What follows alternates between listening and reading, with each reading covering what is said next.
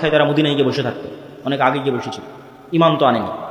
তো এরা তো মাসিহকে চিনতে পারেনি, ঈসা আলাইহিস সালাম তো মাসিহ চিনতে পারেনি, ইমান আনেনি, ঈসা আলাইহিসকে হত্যা করার চেষ্টা করেছে, নিকৃষ্ট।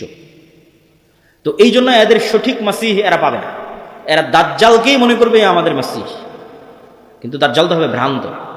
এই জন্য দাজ্জালের অনুসারী কারা হবে? ইহুদিরা। রাসূল সাল্লাল্লাহু আলাইহি ওয়াসাল্লাম বলছেন, ইয়াতবাউ দাজ্জাল ৭০ আলফা ইয়াহুদ মিন আসবাহান, ইরানের ইস্পাহান শহরের ৭০,০০০ ইহুদি দাজ্জালের অনুসারী হবে।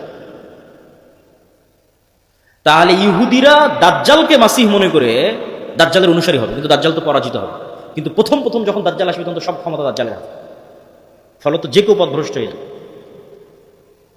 এই অংশের সামারিটা করি। এই অংশের সামারি হচ্ছে, দাজ্জাল এবং ঈসা আলাইহিস সালাম আসার পূর্বে মুসলমানরা পৃথিবী বিজয় করবে এবং ইহুদি এবং খ্রিস্টানরা বিপদে পড়বে। যেহেতু ইহুদি এবং খ্রিস্টানরা বিপদে পড়বে, বিশেষ করে ইহুদিরা, এখন ইহুদিদের বাঁচানোর জন্য দাজ্জাল বের হবে। এবং যেহেতু দাজ্জালের পক্ষে কাজ করার মতো আর পৃথিবীতে কেউ অবশিষ্ট নাই, এই জন্য এবার দাজ্জাল নিজেই বের হবে। দাজ্জাল যখন নিজেই বের হবে তখন এক নিমিষে, এক সেকেন্ডে সকল ক্ষমতা দাজ্জালের কাছে চলে যাবে। মুসলমানেরা হতভম্ব, হতবিহ্বল হয়ে যাবে। আকাশও বৃষ্টি বর্ষণ করে না, জমিনও ফসল উৎপাদন করে না, দুর্ভিক্ষই নিয়তি ইমান নিয়ে বাঁচার জন্য। তথা সেই সফল যে বলবে আমি মরতে প্রস্তুত কিন্তু ইমান বিক্রি করতে প্রস্তুত নয়। সেই সফল যার একটা টাকার প্রতি অবৈধ লোভ নাই, অবৈধ একটা টাকার প্রতি ন্যূনতম লোভ নাই। আপনি নিজেই নিজের আত্মা এবং নফসকে চেক করেন যে আপনার একটা টাকার প্রতি যদি, অবৈধ টাকার প্রতি যদি ন্যূনতম লোভ থাকে, আপনি দাজ্জালের ফিতনা থেকে বাঁচতে পারবেন না।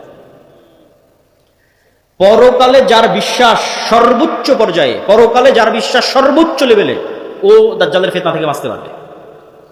আসহাবুল উখদুদ ওয়াস সামাই যাতিল বুরুজ ওয়াল ইয়াউমিল মাউউদ ওয়া শাহিদুন ওয়া মাশহুদ কুতিলা আসহাবুল উখদুদ। ওদের বলা হলো হয় ঈমান না হয় সামনে আগুন, ঝাঁপিয়ে পড়ো। তো ওরা বললো আমরা আগুনেই ঝাঁপিয়ে পড়ব। তো ওরা আগুনে কেমনে ঝাঁপিয়ে পড়বে? এটা ছাড়া সম্ভব নয় ঝাঁপিয়ে পড়া, যদি ওই আগুনে জান্নাত না দেখে। আর নিজের বাড়িতে যে এসি রুম আছে ওখানে জাহান্নামের আগুন জ্বলতেছে। তো ওরা এটা বিশ্বাস করে যে আমি যদি আমার এসি রুমে ফিরে যাই ইমান পরিত্যাগ করে, তাহলে ওই এসিরা বাতাস নয়, এটা জাহান্নামের আগুন।